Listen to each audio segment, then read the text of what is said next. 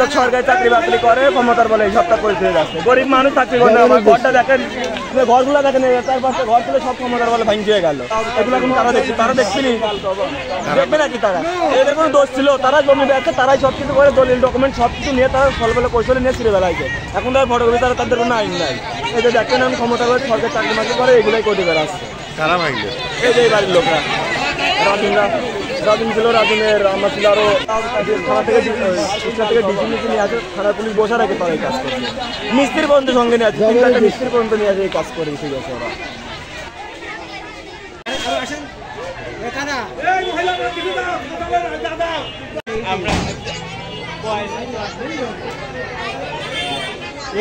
আমার কাছে মনে হয় ভালো। এটা এখন আপাতত 2 বছরে আমরা শান্ত ভাষা বললাম, আপাতত পরিস্থিতি স্বাভাবিক আছে। কি ব্যবস্থা নেবেন আপনি? কী ব্যবস্থা নেবেন? আমরা তো নির্দেশনা দিচ্ছি বা অনুরোধ করেছি জেলা প্রশাসনের কাছে আবেদন করার জন্য বা লিখিত অভিযোগ দেওয়ার জন্য। এখানে তো যেহেতু জেলা প্রশাসন উচ্ছেদ অভিযান করছে, আমাদের তো এখানে কিছু করার না বা বলার কিছু নেই।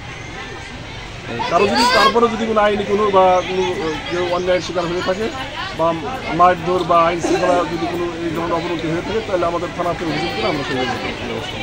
এখানে যে সব, আপনার নাম কি? আমার নাম আব্দুল। কি হয়েছিল এখানে? এখানে যে এই বাড়িটা, এই মেয়েটা বাস করতে বুঝেছেন, আর ওই বাড়ির ছেলে আসি, এসব লোকজন নিয়ে আসি, এসব ঘর বাড়ি ভাঙি। কার বাড়ি ভাঙছে? এর নাম কি গো? সাজু।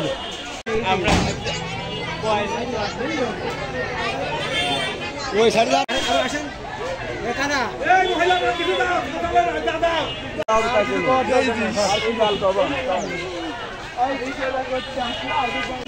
জবরদস্ত।